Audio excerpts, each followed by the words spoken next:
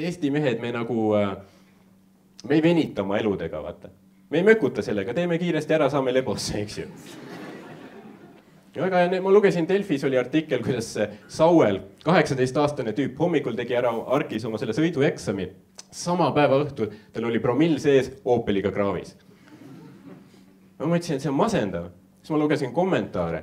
Esimene kommentaar, keegi Raivo oli kirjutanud, et noh, töö kiire ja korralik. Raivo on optimist, vaata. Aga jah, mul õnnestus suvel oma hambad ära rikkuda hambaniidiga. Siis ma läksin hambaarsti juurde, aga ma kardan hambaarsti, ma olen nagu titt selles suhtes. Nii et siis ma mõtlesin, et noh, ma ei lähe tavalise hambaarsti juurde, ma lähen kuhugi uhkemasse kohta. Nagu kus on nagu veits fancy värk, veits mõnusam, äkki annavad pulgakommi pärast, eks ju, teevad pai. Ja ma tegin veits uurimustööd, ma leidsin Kadriorust ülihea koha. Vaatasin kodulehel, et seal on ooteruumis puit, mööbel, lühtrid, on akvaarium.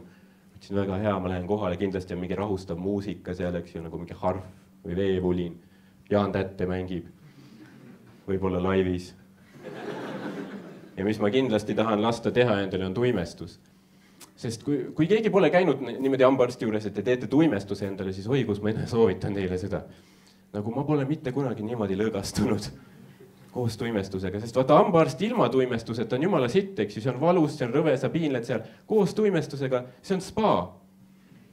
Nagu päriselt, sul tehakse see süst, lõug lähed tuimaks, sa lähed selle mugava laua peale pikali, sul pannakse see asi suhu, sa ei pea isegi sülge neelama, mingi soe lamp paistab näkku, päikseprillid lähevad ette, sa mõtled türa pohhui, pitsa, ma jään siia nädalaks. Nagu üli chill.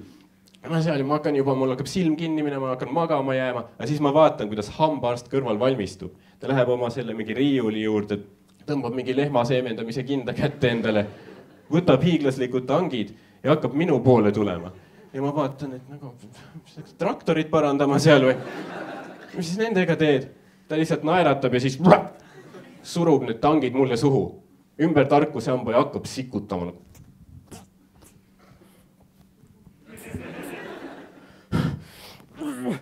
Ma näen, ta nagu higistab, eks ju, tal on nägu on jumala punane, ta hingeldab, tõmbab seal. Vahepeal küsib, on teil ikka kõik korras? Ma olen seal nagu, jaa, ei no, kui mohitot saaks, oleks super, aga muidu lase edasi, vaata. Ja siis ta tõmbab seal edasi. Kuni järsku ma kuulen. Ja ma vaatan, mis? Hammas väljas või? Siis ma näen, arst on põrandal. Ei, selg läks raisk.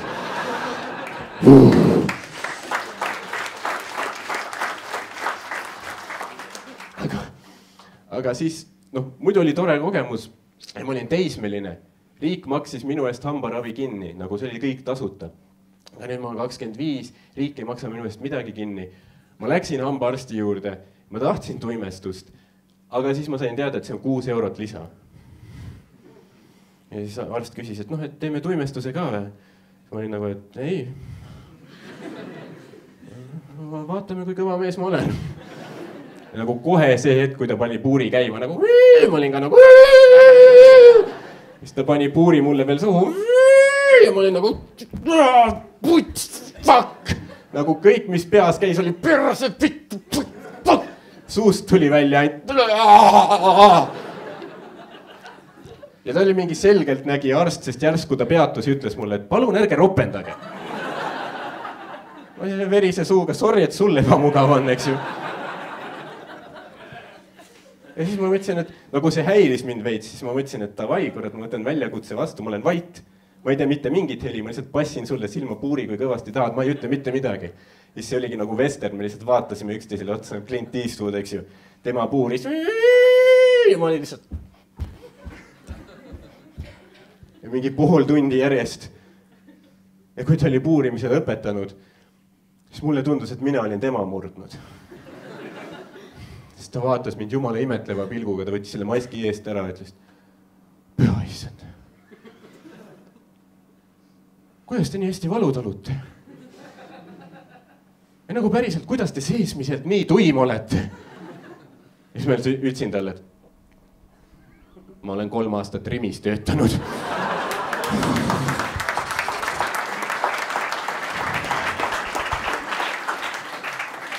Ma veel värisesin seal laua peal, tema läks juba oma mingi arvuti juurde, printis ühe arve välja. tuli naerusuur minu juurde, andis arve, ütles, et nii, siin on teie arve, et tulge ikka järgmine aasta uuesti veel kontrolli ja sööge vähem magusat.